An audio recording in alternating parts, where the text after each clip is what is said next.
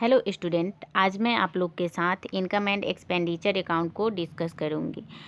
आज से पहले का जो पार्ट था उसमें मैंने आप लोग को यह बताया था कि रिसिप्ट एंड पेमेंट अकाउंट क्या होता है और रिसिप्ट एंड पेमेंट अकाउंट को हम किस प्रकार से बनाते हैं।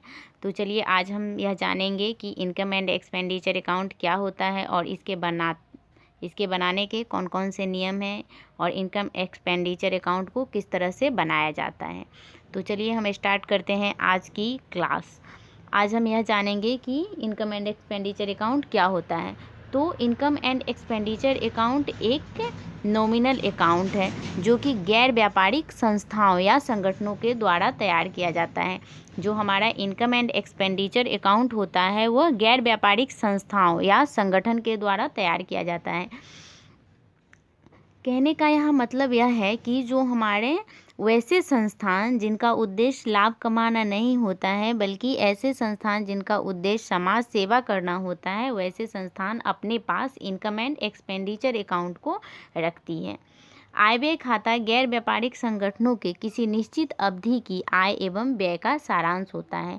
जो हमारा इनकम एंड एक्सपेंडिचर अकाउंट होता है यह गैर व्यापारिक संगठनों के किसी निश्चित समय के लिए यह आय यानी जो हमारे इनकम है और जो हमारे एक्सपेंडिचर है इनका यह समरी है। कौन सा account? Income and expenditure account व्यवसायिक संस्था के लाभ हानि खाते के समान होता है। जो हमारा इनकम एंड एक्सपेंडिचर अकाउंट है और जो हमारा प्रॉफिट एंड लॉस अकाउंट है ये दोनों में समानता होती है, लेकिन ये दोनों account profit and loss account और इनकम एंड एक्सपेंडिचर अकाउंट दोनों अकाउंट अलग अलग संस्थानों के द्वारा रखा जाता है। जैसे लाभ हानि यानी जो हमारा प्रॉफिट एंड लॉस अकाउंट होता है इसको गैर व्यापारिक संस्थान नहीं रखती है बल्कि व्यापारिक संस्थान अपने पास रखती है। वहीं जो हमारा इनकम एंड एक्सपेंडिचर अकाउंट होता है वह गैर व्यापारिक संस्थानों के द्वारा रखे जाते हैं। लेखांकन अवधि के अधिशेष या कमी को डेफिसिट प्रदर्शित करता है। जो हमारा इनकम एंड एक्सपेंडिचर अकाउंट है यह सरप्लस और डेफिसिट को प्रदर्शित करता है, जबकि जो हमारा प्रॉफिट एंड लॉस अकाउंट होता है वह नेट प्रॉफिट और नेट लॉस को प्रदर्शित करता है। अब हम आगे देखेंगे कि आगे क्या लिखा है। तो आगे बहुत सारे ऑथर हैं जो कि अपनी अपनी परिभाषा दिए हैं कि आय व्यय खाता क्या होता है। तो चलिए बच्चों इसको आप एक बार रीड कर लीजिएगा, हम आगे देखेंगे कि क्या है। आय एवं व्यय खाता में केवल आयगत व्ययों तथा आयगत आयों। बच्चों अब आप यहाँ ध्यान देंगे कि जो हमारा इनकम एंड एक्सपेंडिचर अकाउंट होता है इसमें केवल रेवेन्यू एक्सपेंडिचर और रेवेन्यू इनकम को ही दिखाया जाता है। अब जो हमारा इनकम एंड एक्सपेंडिचर अकाउंट होता है इसमें हम किसी भी तरह के पूंजीगत व्ययों एवं पूंजीगत आयों को नहीं दिखाते हैं। इसमें केवल कौन से व्यय और आय दिखाए जाते हैं? आयगत व्यय और आयगत आयों को ही हम दिखाते हैं। इसमें पूंजीगत मदें नहीं दिखाई जाती हैं। और जब वर्ष का यानी जब हमारा ईयर एंड होता है तो इस खाते का शेष निकाला जाता है और वहीं पे अगर इसका इनकम साइड का योग हम करते हैं और यह योग व्यय पक्ष से अधिक होता है तो दोनों के अंतर को हम क्या कहते हैं? इनको बोला जाता है excess of income over expenditure, जिसको हम सरप्लस भी कहते हैं। और यदि आय की तुलना में व्यय पक्ष का योग अधिक हो तो अंतर की राशि को हम लोग क्या कहते हैं? Excess over income. इसे हम डेफिसिट कहते हैं। अब देखिए बच्चों यहाँ आपको यह जानना है कि सरप्लस कब होता है और डेफिसिट कब होता है। तो देखिए बच्चों जब हमारा इनकम साइड का योग अधिक होगा और जब हमारा एक्सपेंडिचर साइड का योग कम होगा तो इस अंतर को जो हमारे डेबिट साइड में यानी जो हमारे एक्सपेंडिचर साइड में जो कम राशि आ रही है तो उसको हम लोग excess of income over expenditure करके वहाँ पे अमाउंट लिखते हैं और इसको सरप्लस भी बोला जाता है। और वहीं पे जब हमारा एक्सपेंडिचर साइड का टोटल योग अधिक आता है और इनकम का कम आता है तो इसको excess of expenditure over income कहा जाता है और इसे डेफिसिट कहा जाता है। ठीक है बच्चों, अब यहाँ आप समझ गए होंगे। और यहाँ पे आपने एक चीज़ को नहीं समझा होगा कि आयगत व्यय और आयगत आय क्या होती है। तो बच्चों यहाँ देखिए, हम बता देते हैं आपको कि आयगत व्यय यानी जो हमारे रेवेन्यू एक्सपेंडिचर या रेवेन्यू इनकम क्या होती है। तो आप लोग यहाँ ध्यान देंगे कि वैसी सभी प्राप्तियाँ या आय जिनकी मिलने की संभावना हमें बार बार होती है, यानी जो हमारे वैसे व्यय या वैसे आय जिनको हम बार बार प्राप्त करते हैं वो सारे आय एवं व्यय हमारे रेवेन्यू नेचर के होते हैं। यानी वो सारे जो हमारे एक्सपेंडिचर हैं और इनकम है वो सभी हमारे रेवेन्यू नेचर के इनकम या एक्सपेंडिचर होते हैं। वहीं पे जो हमारे पूंजीगत जो मदें होती है यानी जो हमारे कैपिटल नेचर के आइटम होते हैं यह लॉन्ग टर्म के लिए होते हैं, यानी ये हमें बार बार नहीं प्राप्त होते हैं। ठीक है बच्चों, आई होप आप सारे बच्चों ने यह समझ लिया होगा कि हमारे रेवेन्यू नेचर के एक्सपेंडिचर कौन कौन होते हैं और हमारे कैपिटल नेचर के कौन कौन से आइटम होते हैं। अब हम आगे देखेंगे कि आगे क्या है। तो देखिए बच्चों, अब यहाँ आगे आपको अब देखिए, अब यहाँ पे जो हमारा इनकम एंड एक्सपेंडिचर अकाउंट को जब हम बनाते हैं तो इसमें जो हम एडजस्टमेंट करते हैं, तो अगर इनकम एंड एक्सपेंडिचर अकाउंट को बनाने के लिए अगर हमें इसमें सारे रेवेन्यू नेचर के एक्सपेंस दिए हुए हों और साथ ही उसमें कुछ एडिशनल इन्फॉर्मेशन दिया हुआ हो तो उनको हमें एडजस्टमेंट करना होता है। जैसे अगर दिया हुआ हो कि पिछले वर्ष यानी जो प्रीवियस ईयर है और जो हमारे नेक्स्ट ईयर से संबंधित आय होते हैं उनको इसमें हम लोग घटा देते हैं। वहीं पे जो चालू वर्ष से संबंधित आय होते हैं जो कि उपार्जित हो चुकी है परंतु अभी प्राप्त नहीं हुई है, कहने का मतलब है कि वैसे आय जो कि हमें मिलने वाली है, उपार्जित कहने का मतलब कि मिलने वाली है लेकिन अभी वह प्राप्त नहीं होती है, इनको जोड़ देते हैं। वहीं पे जो प्रारंभिक अग्रिम आयों को इसमें जोड़ देते हैं। अब देखो बच्चों यहाँ आगे क्या है कि अंतिम अग्रिम आयों को अर्थात जो आगामी वर्षों के लिए चालू वर्ष में प्राप्त हुए हों उन्हें हम लोग क्या करते हैं, घटा देते हैं उसमें से। अब हम यह जानेंगे कि आय व्यय खाता की विशेषता क्या होती है। आय व्यय खाता की विशेषता क्या होती है, तो आय व्यय खाता एक नॉमिनल अकाउंट है। यह प्राप्ति एवं भुगतान तथा अन्य अतिरिक्त सूचनाओं या समायोजनों के आधार पर बनाया जाता है। जो हमारा इनकम एंड एक्सपेंडिचर अकाउंट होता है इसको हम रिसिप्ट एंड पेमेंट अकाउंट तथा एडिशनल इन्फॉर्मेशन या समायोजन जो हम एडजस्टमेंट के आधार पे इसको बनाते हैं। अब देखो बच्चों यहाँ पे मैंने यह बताया कि जो हमारा इनकम एंड एक्सपेंडिचर अकाउंट होता है इसको हम प्राप्ति एवं भुगतान खाता के आधार पे बनाते हैं, लेकिन जब हम प्राप्ति एवं भुगतान खाता में से जब हम उसके एक्सपेंस को या इनकम को लेते हैं तो केवल वह रेवेन्यू नेचर के ही इनकम या एक्सपेंडिचर को इसमें शामिल किया जाता है। अब हम यह देखेंगे कि इनकम एंड एक्सपेंडिचर अकाउंट के डेबिट पक्ष में उस अवधि से संबंधित सभी जो आयगत व्यय होते हैं इन्हीं को शामिल किया जाता है। जब हम इनकम एंड एक्सपेंडिचर अकाउंट को बनाते हैं तो एक्सपेंडिचर में जितने भी आयगत व्यय होते हैं उन्हीं को शामिल किया जाता है और इनको हम डेबिट पक्ष में दिखाते हैं। इनकम एंड एक्सपेंडिचर अकाउंट के क्रेडिट पक्ष में उस अवधि से संबंधित सभी आयगत आयों को ही दिखाते हैं। इनकम एंड एक्सपेंडिचर अकाउंट में हम केवल आयगत आयों को ही दिखाते हैं, पूंजीगत मदों को इसमें शामिल नहीं किया जाता है। इसमें केवल चालू वर्ष के आय एवं व्यय ही लिखे जाते हैं। जो हमारे इनकम एंड एक्सपेंडिचर अकाउंट है उसमें केवल हम करंट ईयर के इनकम और एक्सपेंस को ही लिखते हैं। इसमें किसी भी प्रकार के प्रीवियस ईयर या नेक्स्ट ईयर के संबंधित मदों को इसमें नहीं लिखा जाता है। ठीक है बच्चों, अब आप लोग यहाँ तक समझे होंगे। उसके बाद हम देखते हैं कि क्या है हम लोग को पढ़ना। तो इसमें जो हमारा इनकम एंड एक्सपेंडिचर अकाउंट होता है, इसमें लाभ हानि खाते की तरह संपत्तियों पर ह्रास, देनदार यानी जो हमारा डेप्रिसिएशन होता है और बैड डेब्ट्स होता है, प्रोविज़न होता है, ये सब के लेखे भी किए जाते हैं। यानी जो हमारे इनकम एंड एक्सपेंडिचर अकाउंट होते हैं उनमें नॉन कैश आइटम को भी शामिल किया जाता है। अब देखिए, अब यहाँ क्या दिखा है कि जो हमारा इनकम एंड एक्सपेंडिचर अकाउंट होता है इसमें हम इसको सरप्लस या डेफिसिट को या प्रदर्शित करता है।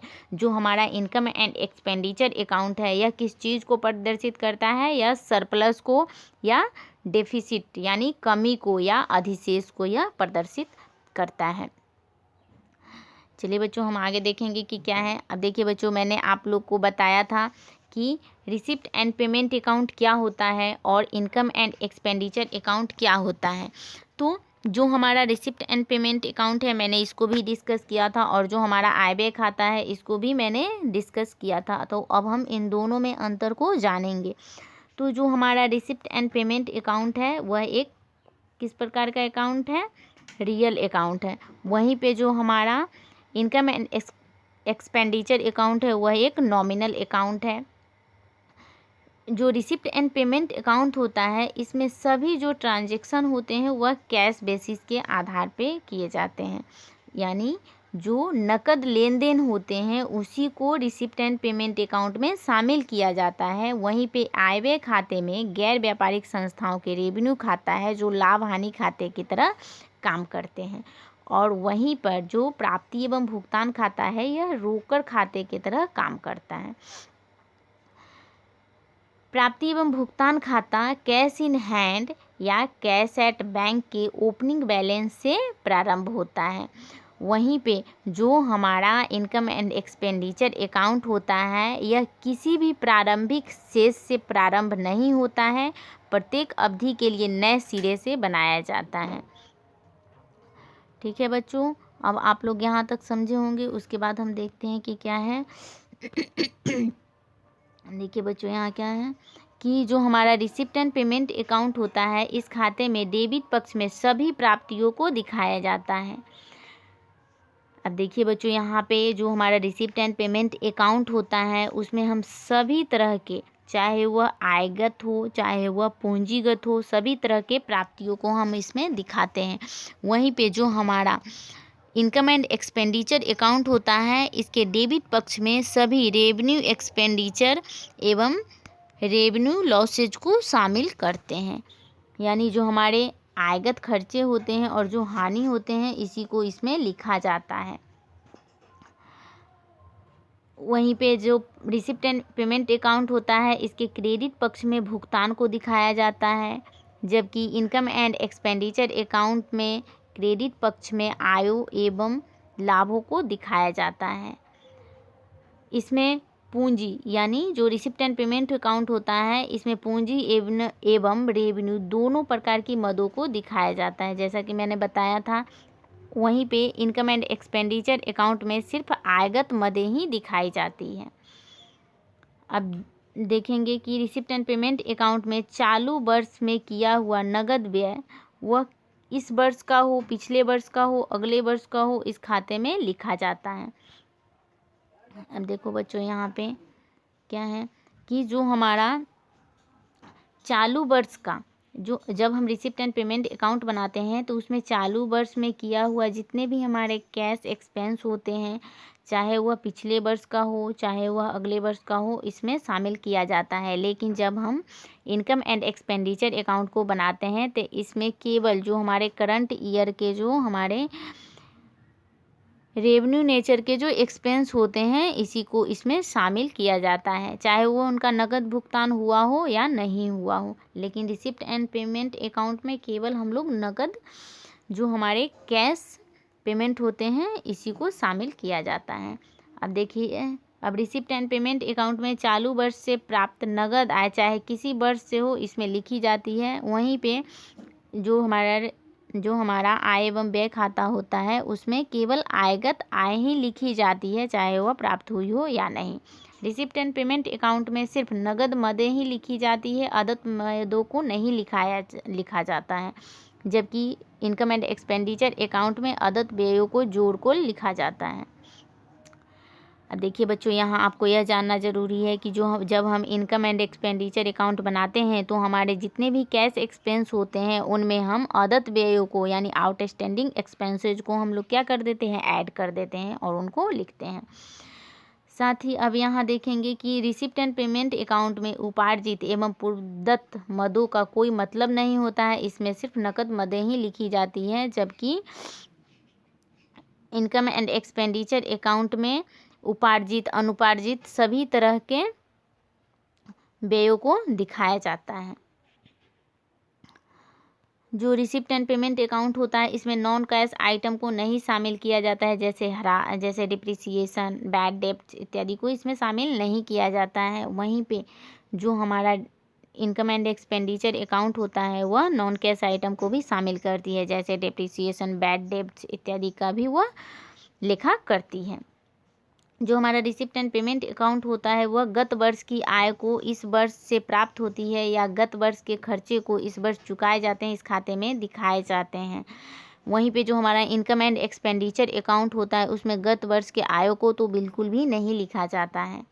अब रिसिप्ट एंड पेमेंट अकाउंट जो हमारा होता है उसका बनाने का उद्देश्य नकद प्राप्ति यानी जो हमारे कैश रिसिप्ट होते हैं और जो कैश पेमेंट होते हैं के संबंध में सूचना प्राप्त करना होता है, और वर्ष के अंत में जो हमारे कैश का बैलेंस को ज्ञात करना होता है। साथ ही जो हमारा इनकम एंड एक्सपेंडिचर अकाउंट होता है इनका उद्देश्य होता है निश्चित अवधि के कामकाज के शुद्ध परिणाम को ज्ञात करना, अर्थात सरप्लस कितना आया, डेफिसिट कितना है, इनको ज्ञात करना होता है। वहीं पे जब हमारा रिसिप्ट एंड पेमेंट अकाउंट होता है यह आर्थिक चिट्ठे का होना आवश्यक नहीं है, क्योंकि यह एक स्वतंत्र विवरण होता है। यानी जो हमारा रिसिप्ट एंड पेमेंट अकाउंट होता है जब हम उसको बनाते हैं तो इसमें आर्थिक चिट्ठे का होना आवश्यक नहीं होता है, और यह एक किस प्रकार का विवरण है, यह एक स्वतंत्र विवरण होता है। साथ ही जो हमारा इनकम एंड एक्सपेंडिचर अकाउंट होता है वो उसमें चिट्ठे का होना आवश्यक होता है।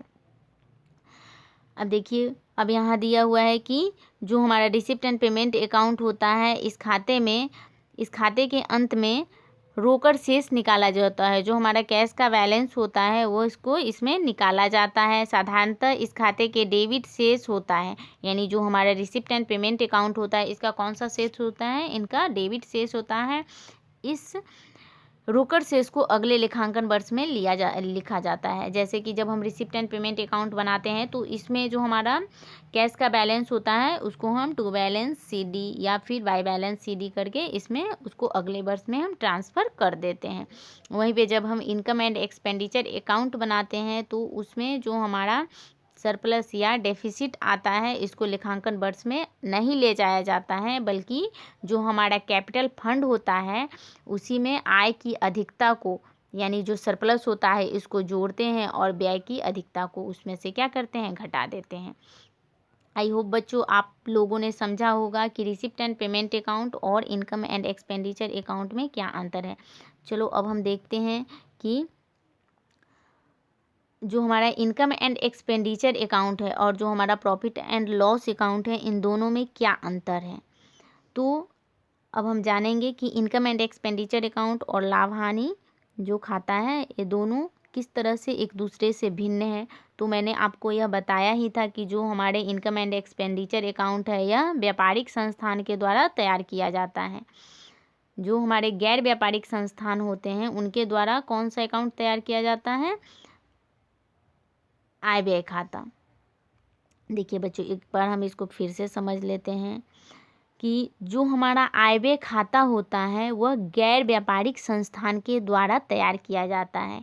यानी वैसे संस्थान जिनका उद्देश्य लाभ कमाना नहीं होता है, बल्कि यह संस्थान समाज में सेवा के उद्देश्य से स्थापित किए जाते हैं, तो ये अपने पास इनकम एंड एक्सपेंडिचर अकाउंट को रखते हैं।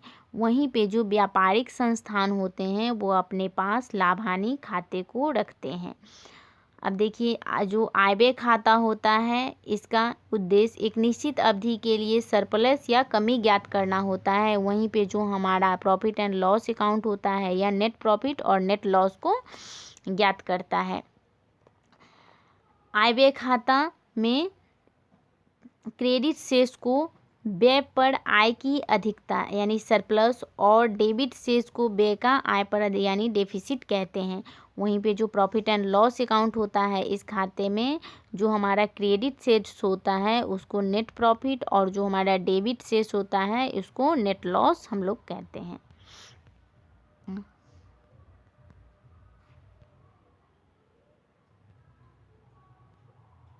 अब देखिए बच्चों यहाँ दिया हुआ है कि जो हमारा इनकम एंड एक्सपेंडिचर अकाउंट होता है इसमें सभी प्राप्ति एवं भुगतान खाता के अतिरिक्त सूचनाओं के आधार पर तैयार किया जाता है।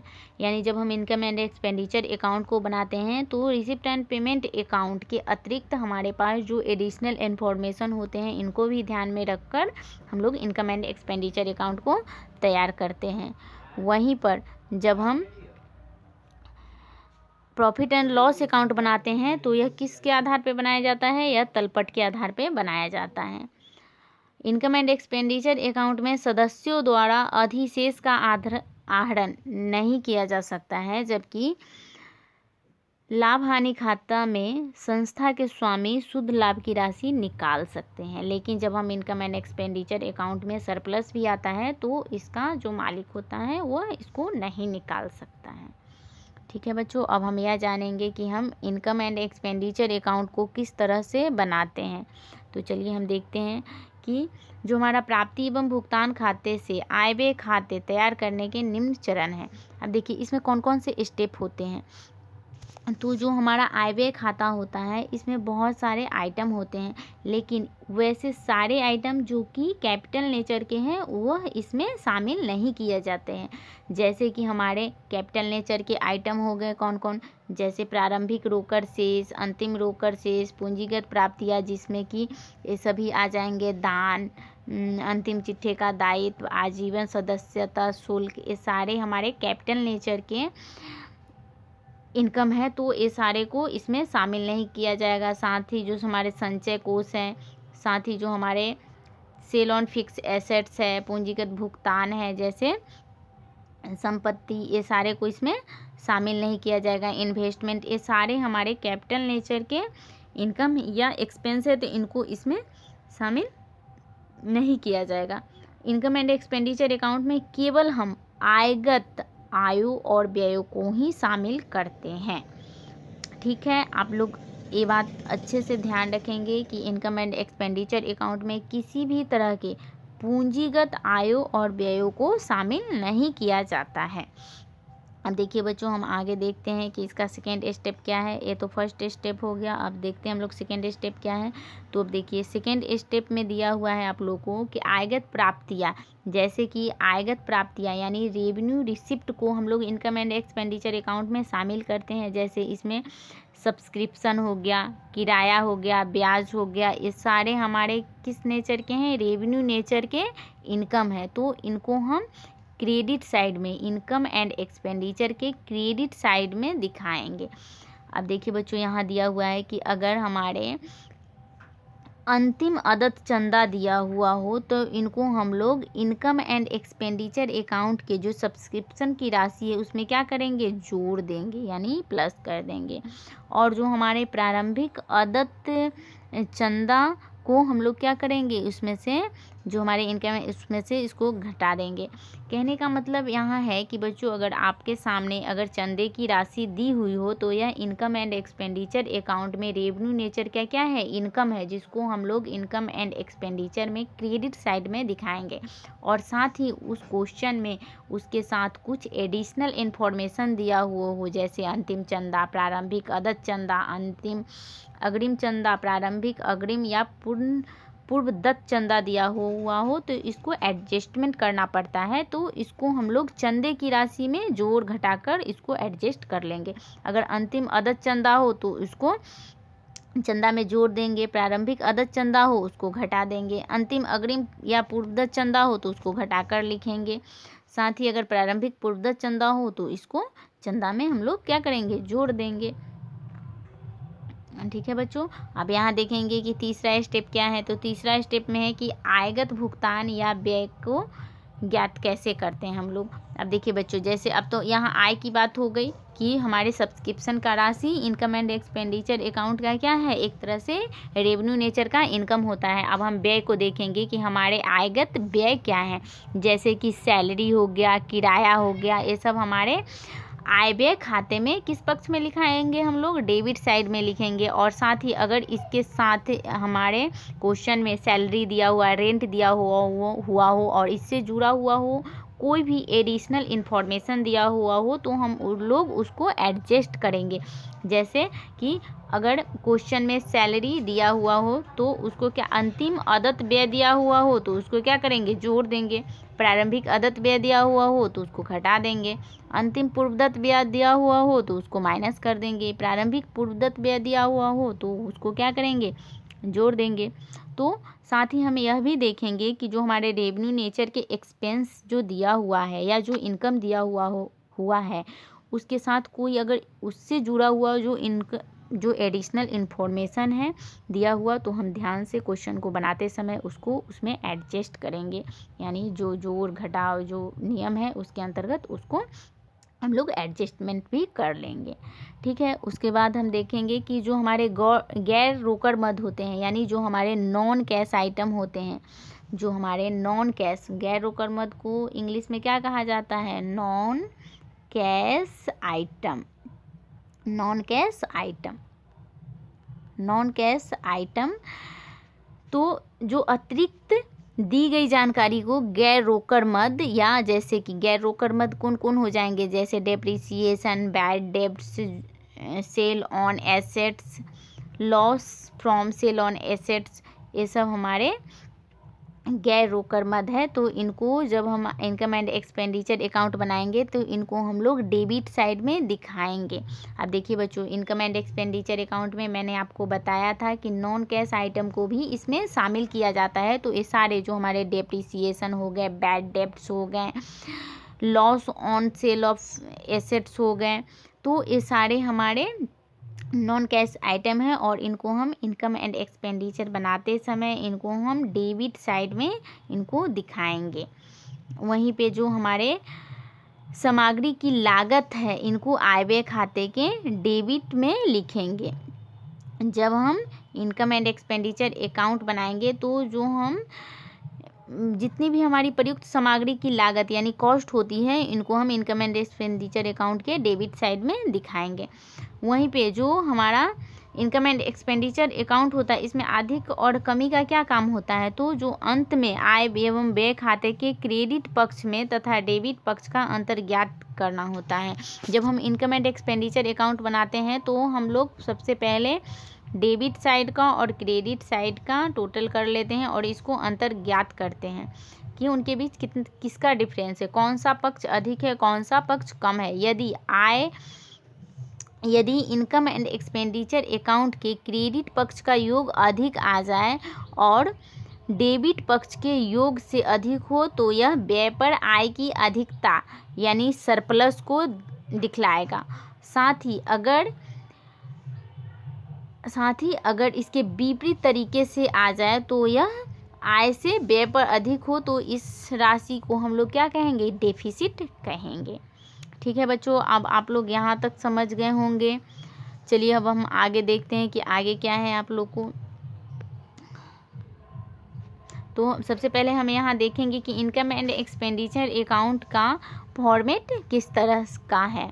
तो देखिए बच्चों, यहाँ जो इनकम एंड एक्सपेंडिचर अकाउंट के में हम लोग क्या लिखते हैं, जितने भी हमारे रेवेन्यू नेचर के एक्सपेंडिचर हैं या रेवेन्यू नेचर के इनकम है इनको हम लोग लिखते हैं।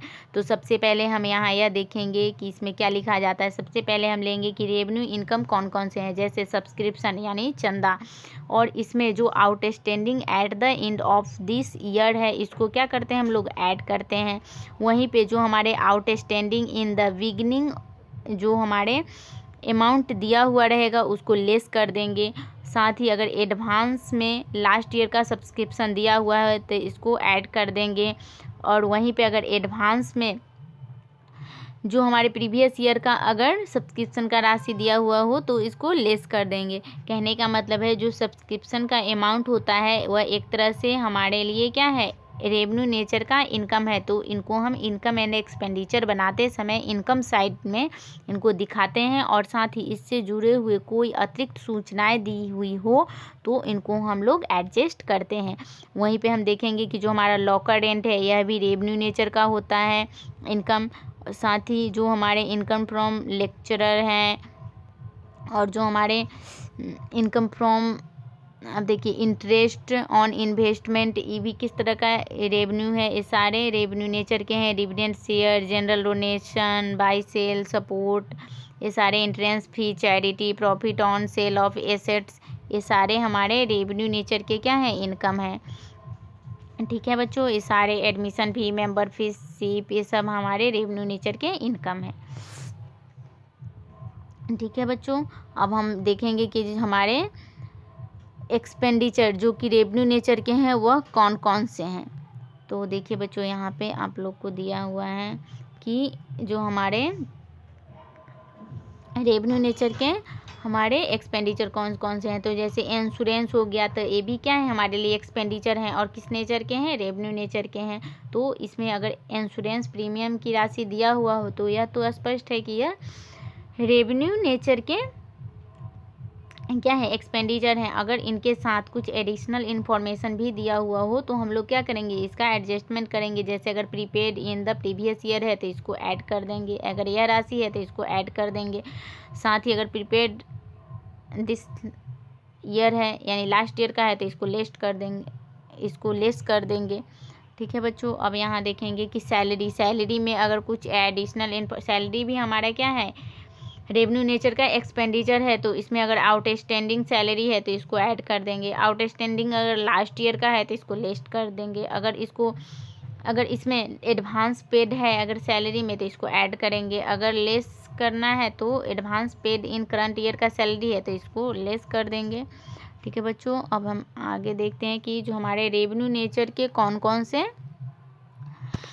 कौन से हमारे एक्सपेंडिचर है। तो रिपेयर, ये भी हमारे revenue nature, depreciation revenue nature है, स्टेशनरी, ये सब रेवेन्यू नेचर है। वहीं पे अगर क्वेश्चन में ओपनिंग स्टॉक दिया हुआ हो तो इसको ऐड करेंगे, और जब क्लोजिंग स्टॉक दिया हुआ है तो इसको लेस कर देंगे। टेलीफोन चार्ज, ये भी रेवेन्यू नेचर एक्सपेंडिचर है। प्रिंटिंग, इलेक्ट्रिसिटी, पोस्टेज, लॉस, ये सब हमारे किस नेचर के हैं, रेवेन्यू नेचर के हैं। Rent, tax rate, advertisement, charity, bar purchase, bar expense, ये सब हमारे रेवेन्यू नेचर के एक्सपेंडिचर हैं। ठीक है बच्चों, ठीक है, आई होप आप इतना तक अच्छे से समझे होंगे। तो अब चलिए हम आप लोग के लिए अब नेक्स्ट पार्ट इसका लेके आएंगे जिसमें इसका कुछ क्वेश्चन को हम लोग डिस्कस करेंगे। थैंक